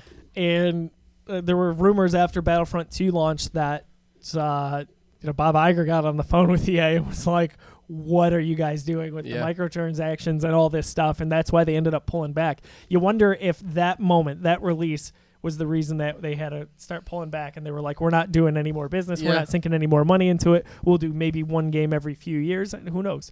Maybe Okay, but if Disney buys them out, do they still take the cap hit from it? Oh, gosh. Don't ask me, because actually I'm a salary cap expert with all the stuff we've had to deal with in Buffalo over the last few years. Yeah, so obviously I'm not happy, but there should have been 6 Star Wars games by now, not 3. Yeah. Granted, we're getting Lego Star Wars, but that's not under the contract. That's a whole different Because those were already coming long before different the deal. ball of wax. Right, like that's developed by someone else entirely. those were not new at the time. Yeah, not good. Not good. I'm not happy, but time will tell as to what this contract looks like. I want to say it's through 2023. I don't know that. Let's get a move on. Next bullet point wraps up a bunch of incredible sales numbers that we've heard in the last month. Jedi Fallen Order passes 10 million in units. That's a lot, right? That's pretty good. That's huge. Outer Worlds, 2 million. Pretty good for a game of that nature, right? Pretty good for a game that you can get on Game Pass. That's true. That's absolutely true. And the other one, Jeff, if you want to mention just some of the Nintendo ones that you had brought up in a minute. I got some stuff up when we're ready to talk about that. Last one I wanted to mention is Witcher 3 has surpassed $50 million in sales on Steam alone. Yeah. So that franchise is blowing up right now, especially thanks to the Netflix show. The Switch release, a lot of rejuvenation. The books got a massive jump apparently in their publications. There was a big jump from the video game sales when we saw this. Even just news of the Netflix series. So I think I saw a headline that they had their most active players ever. Yes, no, you're right about. I saw something including very similar, the launch window. Yep. Recently. No. Crazy. Witcher is absolutely blowing up right now. Happy to see it because it's a quality game, and it's especially for fans who seek open worlds. Like get involved with that. I know John and I have played our fair share of Witcher and not finished them, or Witcher 3 specifically. Oh yeah. But man, get into it. It's good stuff. Can't wait for another Witcher game one day. And read the books too if you people haven't. Not you two in particular. To anybody listening, I highly recommend the books. Not reading no books. What do you mean, you people? The books are great. That's what I've heard. People love those. Jeff, talk about some of the Nintendo game sales that we've heard over the last few weeks. Yep, Nintendo had their quarterly report for sales as of December 31st, 2019. Mario Kart 8 Deluxe is almost at 23 million, and that was as of December 31st, so it's definitely surpassed that by now. That's just insane. I mean, it's a re-release of a game. It's not even an original Mario Kart game. Mario Kart, man. It was made for people like me who didn't have the Wii U and wanted to jump in. Right? There's always been the debate, are we going to get a Mario Kart 9 for the Switch? I question it now. I think if they do more Mario Kart, they just do new tracks as DLC for this. Why abandon this, man? Interesting. It's gonna hit 30 million because it keeps selling. A lot of these Switch games, they're showing legs. I mean, it's almost like anytime my mom buys a Switch, like, what's the game to go to? Well, Mario Kart, of course. Give them something to play. Oh, absolutely. Brand recognition is huge there. Yep. Super Smash Bros. Ultimate, 17.68 million pieces. Another gigantic one. Breath of the Wild is soon to overtake Mario Odyssey as of December 31st. Breath of the Wild's at 16.34 million. Mario Odyssey was at 16.59 million. Is that just Switch sales, or does it count Wii U That's as just the Switch sales. With the Wii U sales for Breath of the Wild, it's just a hair under 18 million. It's definitely surpassed that by now because, like I said, these sales are from December 31st. Breath of the Wild has continued to sell throughout time. It's showing even greater legs than Mario Odyssey. So it's going to surpass that at some point. And then the hype from Breath of the Wild 2, that announcement is surely helping as well. Yep. The big one, though, is Pokemon Sword and Shield. Just some of the most insane numbers I've ever seen. In the 6 weeks that it was out in 2019, it sold over 16 million copies. Oh, my. And that was just in 2019? Yes, just the 6 weeks, because I think it was like November 15th or something that it launched in 2019. So 16 million. it's absolutely mind-boggling. I love Super Mario Odyssey. Super Mario Odyssey. Right? No, you and Odyssey's a lot of great, other people man. too. In the vein of Breath of the Wild 2, I think we're gonna see a Super Mario Odyssey 2 at some point. Oh man, sign me up. I think Cappy's great. Yeah, similar to how Mario Galaxy got a direct sequel on the Wii, I think you're gonna absolutely see that with Mario Odyssey. I don't know how you couldn't. Do you think the Breath of the Wild will be called Breath of the Wild 2? No. No. You just, No. I mean, There's there's another subtitle. there's an argument to be made for it because it's so rare that Zelda games get a direct sequel, Yeah. and it's never been done in this capacity where it's still the same exact setting, same world. characters. Yeah. I mean, this story may very well take place days after Breath of the Wild ended in Yeah. terms of the narrative, but just Zelda has always been defined by having a unique title in Sure. there. I just don't see them ever doing that. I could see them doing it because, like you said, it's a little bit unique. But second, just talking about how well the original sold. That's Yeah. enough for a lot of people Yeah. or companies to It's- slap a number two it's around. true. Yeah, Breath of the Wild is just such a cool name. Yeah. it is. It is a very cool name. I guarantee you that there are people out there who know Breath of the Wild as a title, but not Zelda, maybe, Interesting. because there's plenty of gamers who are who probably never owned a Nintendo system or never played a Zelda before this. Breath of the Wild really elevated the Legend of Zelda franchise to mainstream success that it never knew before. It was just a perfect storm with the Switch launching. Yeah, it just the nature of the game. It's one of the most open, freedom offering games you can possibly find, and it kind of broke down that daunting barrier that was in previous Zelda games, which were very puzzle heavy. They were, I mean, not to say that Breath of the Wild isn't, but they were a little more linear. They were perceived as being very difficult. A lot of people avoided 3D Zeldas because they thought they were too hard, that they were too complicated. They didn't have the mainstream success that Breath of the Wild did because anybody can play it because literally any play style is viable in it. I should go back and finish that at some point. You You really definitely should. You definitely should. I need to do a master mode run on that. That's going to probably happen before Breath of the Wild 2 comes out. I think that's how I'll get ready for that. That game is so good. I It tell is. myself I'm going to play it this summer, but it's how it goes, right? Like you get lost with your backlog, and I don't know. I want to say I finished maybe about half of the main story. I remember you telling me you got to a second Divine Beast. I believe I maybe? beat. Third? I don't know if I beat 2 or not. I was Yeah. right around there. Right. For what it's I worth. vaguely remember that. So this is actually, not to go off on a tangent here, but I wanted to ask you guys. This is almost like Zelda counseling. So for me personally, if you were me who hasn't touched, I've touched the game maybe a few hours in the last year. Start over. Mhm. Oh, Yeah, that's my question. that was going to be your question? That's my question. Yeah. Start over or try to pick up where I was. So I think it's like 25 hours worth of time that I've put into it. I would have to look at your inventory and your armament, what you've got. You would tell me You to know start what? over. And also how many shrines you've done. Yeah, how you- many Korok seeds you've collected. You know what? You'd tell me to start over? I think I take that back. No, I don't think you have to, because Breath of the Wild very much is a game where you just see something and you do it. Yeah, There isn't really much guidance anyways. Like, it's not like you're missing tutorials. Like, honestly, no, or never. I take that back. narrative, would you say? No, not really. There's not much No. narrative anyways. There's really I not. don't- And I didn't that's think so. been one of my criticisms about the game, You're- especially as a diehard Zelda fan. Yeah, the game is about exploration. That really is what the game is about, and just It's a sandbox. It's Hyrule is And- your sandbox. and there's narrative within the world. The exploration Yes. tells you stories, and that's cool. But the overall like cutscene narrative, Yep. that's just you whatever. don't need it. Yeah, Yeah, I never felt super attached to it. No, Not you- having any prior Zelda experience anyway. exactly. It's a game I always take. So every summer, my family rents a cottage in Sunset, New York, and that's a game that I always take there. And I'm sitting either in the cabin there or on the beach, and that's what I play. And I feel like there's a part of me that's like, just start over and then buzz through it. Because Fallout, I kind of just was like, beginning to end. Mm-hmm. I don't know if that's something I can do with Zelda or not, or if I should just pick it up and I'll kind of figure out where I was. Nah, just go back to Yeah, it. yeah. I wouldn't for sure. recommend it. Good. Another sales figure you'll like though. Luigi's Mansion 3 sold 5.37 million in 2019. Boom. Big money, Yeah, Luigi. that's a huge number for I that love game. that game. Play it if you have not. I could be wrong, but I think just in 2019, Luigi's Mansion 3 already outsold the lifetime sales of Luigi's Mansion Dark Moon. Oh, I So believe that's it. really telling like you. Dark Moon. And it I was. liked It was it a a great lot. game, but this really tells you, the success of the Switch. Yeah, for sure. Any, big Nintendo IP is going to sell on there. Besides Kirby.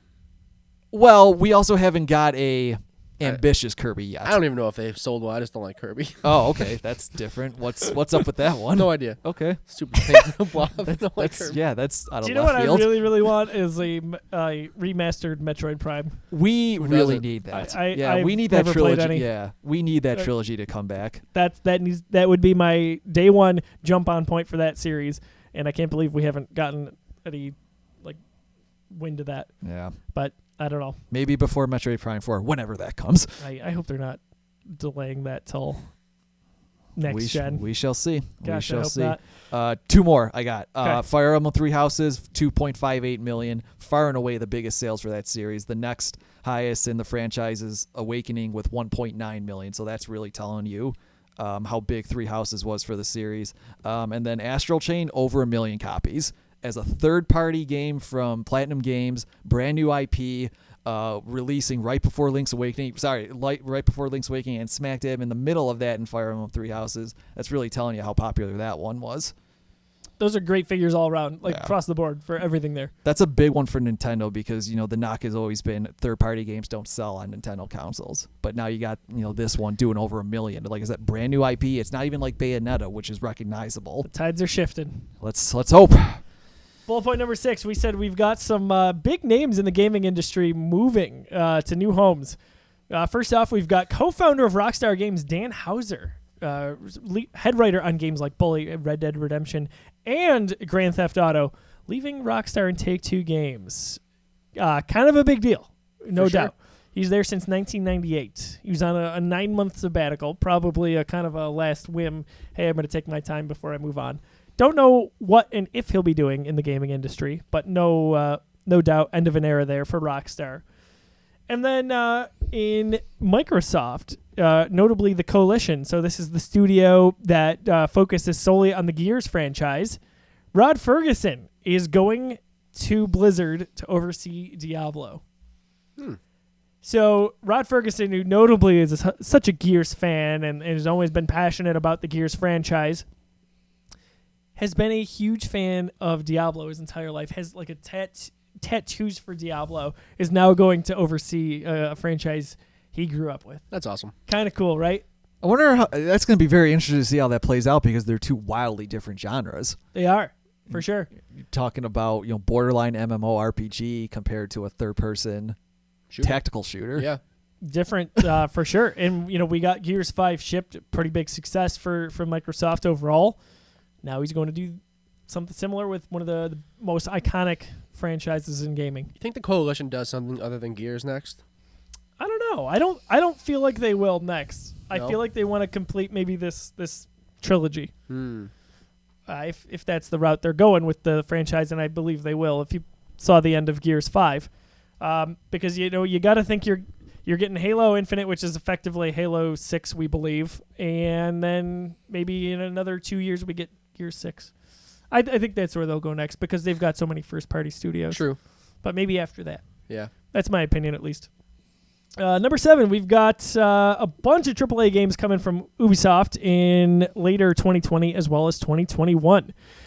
They listed during an earnings call recently that they'll be releasing 5 specifically AAA games. Beyond Good and Evil 2 is not one of those 5 games. Of course it's not. How could it be? How could it be, right? It's a 2022 at best game. It's kind of amazing that we're still there. We believe in this batch, of course, will be Watch Dogs Legion, Rainbow Six Quarantine, Gods and Monsters, which we all raved about from last E3. That's on my radar. And we think there's an Assassin's Creed game, as I took in my fantasy game league, based on Vikings. You better hope so. I hope so. That'd be such a cool concept. It would. Vikings would be great for Assassin's Creed. I think so. Skull and Bones, I can't believe this. When I read this article, I thought the game was out. We played it, Adam and I played it at E3 2 E3s ago. Yeah. Whoa. It's been a hiatus. What a weird thing, because the game felt like done, at least from the model we played. But it was this was ripped out of Assassin's Creed, right? Like the ship warfare and things of that nature. So I don't know what's going on with that game. Maybe they decided it didn't test well and they didn't want to put the money into finishing it. Don't know. Kind of interesting there. Number 8, Activision is planning on a bunch of re-releases and reimagined experiences in 2020. Huh. So we've already gotten Crash Bandicoot, we've gotten Spyro, and we got Call of Duty Modern Warfare. Do any IPs or titles come to mind that you think Activision might be talking of? I've got one in mind. I do too. After you. More so for the meme value and the nostalgia factor, Tony Hawk. I was gonna say that too. Just appealing to what we all played when we were 10, 11 years old. Do you think we get a Tony Hawk remastered like the original, or Tony Hawk 2 maybe? Like what? A Tony Hawk collection? Yeah, maybe that. 1, 2, 3? Because Like a best of. Didn't they already do like a remake? Wasn't like they just remade Tony Hawk Pro Skater? I think. I don't know that. I think they did. I thought that was just like, I thought that was a reboot. Pretty sure it's a remake Okay. of the original game, and from what I understand, it's not very good. I don't know that we've gotten far enough away from Tony Hawk, the franchise, releasing to do a new one and be excited about it. I could be wrong. When was the last game? It was just a few years So ago. the one I'm talking about is Tony Hawk Pro Skater HD, and it's a. Oh yeah, okay. That was like a 2000 and when did that come out? 2012. So after that, there was a game. I don't know if it was Tony Hawk's Pro Skater 5 or if it was just called Tony Hawk's Pro Skater. But there was one released in, I want to say 2014 or 2015. And I know that because on our most anticipated list, one of our former writers, Chris Austin, listed it. And I was like, there's a Tony Hawk game coming out still? Yeah, it's 2015 Pro Skater 5. It was Pro Skater 5. Okay. Yeah. So I can see them doing some sort of remaster. I played the heck out of Tony Hawk 3. Like on the cruise ship level, and you the could level with the bull running around in the arena. No, this is That's the different. second one. Yeah, That's 2. Yeah. Right? Yeah. Tony Hawk Pro Skater 2 is like my jam. That's my That's my touchstone for the a pretty few much touchdowns. everyone's favorite, I would say. I think Underground is a big one for me too. Yeah. So you think there'd be demand? Like, would you guys be excited to see this year? I don't know. I'm not sure either. I don't know that it would be anything for me. What I think is happening is what we saw with Modern Warfare, but Black Ops. So they said, quote unquote, reimagined, and that's exactly to me what Call of Duty Modern Warfare was. It was reimagined, and I feel like it worked out so well. It reviewed so well. Obviously, it sold well. It always does. But Black Ops to me is where it's probably going. We had Black Ops 4. Yep. And I think it's time if they're going to do that for a Call of Duty series. That would be my take. Nothing else comes to mind. Did it say for this year though? In 2020? Yeah. Be interesting though, because it's not their turn to I want to say they changed the rotation. I could be wrong on that. Couple of things. Well, I don't know. I'm not sure about that because they just put out Black Ops 4 before Modern Warfare. True. And so Sledgehammer would be next, technically. Something happened. I got to confirm this. I thought Treyarch moved up. Okay. But they're also still doing a lot of work on Black Ops 4. The Blackout mode is still pretty big. That game is still being supported because there's no Battle Royale in Modern Warfare. So I forgot about that. It's not huge. It's not like Apex or Fortnite, but people still play it, and they still put out updates for it. Yeah. Maybe we don't get it this year, but the thing says 2020, and I wonder what that means then. Yeah. Tony Hawk seems like a good bet, but we'll see there. The other thing, last news item here, you can Rickroll in Fortnite. I've heard about that. How does this work? I think it's just an emote, right? Yep. Yeah. You have to pay for it. I don't know what the equivalent is. I want to say it's probably $5. Does that sound about right, John? If it's 500 V-Bucks, then yeah. Yeah, I think that's what it was. Yep.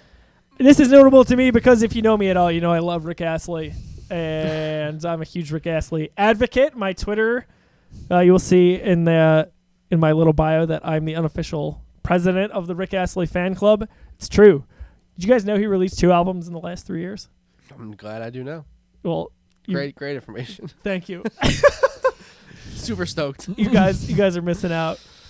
So that's all we had for news on this month's episode of Geeks Got Game. We're going to wrap things up here on both the video and podcast versions here. We'll go to, it'd be weird if we only did one version, right? We'll go to, we're going to wrap up the podcast. One could be like the extended version. Come back to the video first. We're going to go to, you know what? Actually, this is a good segue. Drafting with Drafts does that. Yeah. So, oh, really? There's like a post-credit scene? I don't, yes, sort of. No, there's 10 drafted characters or sports or whatever we're doing for that episode on podcast form, but only 5 in video form. Interesting. So incentive to listen to the podcast, essentially. I don't run that show, but that's how it is. Where can we find you on social media? What's going on for you and the Geekiverse? We'll start with Jeff. At Twitter, at Twitter. He's at Twitter, folks. That's a great handle. How'd you get that one? That was a bad one. Sorry. On Twitter, at Jeffrey Pobbs. It's been a long episode, guys. And yeah, it has. Holy crap. It's right where I thought it would clock in at with all the items we had to talk about. Yeah. So that good. 45-minute beep we had before. That seems like 2 days ago. And then Instagram, Jeff Pavlak. I'm almost done with my trilogy of novels, The Legend of Light. You can find them on Amazon. If you like Narnia, Shannara, or Legend of Zelda, and you're an avid reader, I really wish you would check them out. Third one will be coming out next month, most likely. Awesome. Thank you to the Geekiverse for helping me publish these. I cannot thank the company enough for all their support so far. Super exciting times and insight Yep. on the trilogy. I'm dead tired. Speaking of which, also Amanda Woomer, who is normally on PlusCast, she's not on this month's episode. She has now sold over 400 copies of her newly released book, so that's Awesome. exciting to see that kind of start climbing up here. We've got a lot of good things going on at the Geekiverse. A lot of authors, a lot of self-published authors, and it's good to see. Check them out. We'll throw some links in the article for this. Pass it on to a friend if you're not purchasing it too. Maybe they're going to be the ones to purchase it. Any support appreciated. John, what's going on with you? I'm not writing books or anything like that, but I tweet about the MCU a lot. Just going to say, next he's going to tell me he's watching the MCU for the 16th time. Yeah, on Twitter, at Disruptoid, tweeting about the MCU a lot, baseball, that kind of stuff. PlusCast, we were just on, recorded that. That'll be out this month. Drafting with Drafts, excited to record that. So this is G3. So what are we doing for that? That's what's the premise for that Drafting with Drafts? Great crossover. John and I are invading Drafting with Drafts, which is sponsored by our friends at Community Beer Works in Buffalo here. We are going to draft video game characters. The premise, so it's always this made-up premise, and then what we want to draft. There's 4 of us on the show. It's going to be Nintendo, Microsoft, and Sony have come together to create a next-gen fighting game a la Smash Brothers. Draft your roster of fighters. So it's anyone, any characters, and do they have to be first-party characters? No. Or are we just saying that they do not have the. It'll be more specific, but it'll basically say that Sony, Microsoft, and Nintendo have the rights to every character in video games ever. I mean, basically anybody's free range in Smash Brothers at this point. For sure. There's Okay. so many third-party characters. We'll see how many Fire Emblem characters get taken. No. Literally 0. I will not be picking any. Spoiler alert. But yeah, so it's going to be interesting. We'll also have to balance, like, you won't necessarily have to pick from this studio or that publisher, but you can, the rules will be fleshed out. You can only take like 2 Nintendo characters, for example, Cool. or stemming from a Nintendo property. That would be a problem for me. It would be a problem. So that's going to be fun. I can't wait for that. Yeah, Derek Kramer's actually going to be sitting in with us again. Really? Yeah. Oh, that's So news to me. Our buddy, we just confirmed, he just said on the Jedi Fallen Order spoiler cast, which you can check out. But yeah, like you said on That's PlusCast, lots of talking basically is what we've got going on right now. For sure. Guys, we're almost in E3 season, but we are officially in Nickel City Con season. Yeah. We are 2 months away. Very exciting. Always an exciting time of year. I could not be more stoked than to sit down for 45 minutes with Sean Gunn on stage. That's so cool. I cannot wait. And not just for his appearance as Kraglin in the Guardians movies. Did you guys know that he did the motion capture for Rocket? Yeah. I did not know this until recently. I did not either. But my wife has always loved Gilmore Girls. And he is a primary character on that show, if you don't know. I can't wait to sit and just chat with him. I hope he's everything I'm dreaming of here. Michael Rooker will also be there. I'm not sitting down with him. We are looking at a great celebrity lineup for this year's Nickel City Con. If you like Star Trek, you're going to notice some wonderful names from there. We've got a lot of wrestlers, right? Yep. We've got a lot Sting, going on I there. think We saw got Sting. Sting. We got Sergeant Slaughter, Lex Luger, a fellow Buffalo boy. Yeah, it's going to be a good time. Tickets officially on sale right now at nickelcitycon.com. The Geekiverse is a proud media sponsor. Is this year 5? I keep forgetting it. Yes. I think it's year 5. Yes, this is year 5. We've been there since the beginning. Thanks to our friends at David Adams for always being so welcoming and letting us team up with them. The con has grown every year. We're hoping to do so this year. Don't miss out right now. So we're filming this March 2nd. So if this expires by the time that you see this, I apologize. But 3-day passes are on sale for $35. It's Friday, Saturday, Sunday in May. Can't beat it. You're never going to get a cheaper con ticket for a 3-day pass. So get your tickets for that now. Yours truly, as a group, will be there. We'll be selling our merchandise. John's got a Geekiverse t-shirt on now. I've got a God of War themed t-shirt on that you probably can't see over my computer. Anyway, if you can't wait for the con, go to thegeekiverse.storeenvy.com. Over 20 designs to choose from in there. This wraps up another episode of Geeks Got Game. Thank you so much for listening and watching. We can't wait for the next episode. For Jeff, for John, I'm Josiah. Have a wonderful month. Boom. And I don't find you in fault, 'cause everybody makes me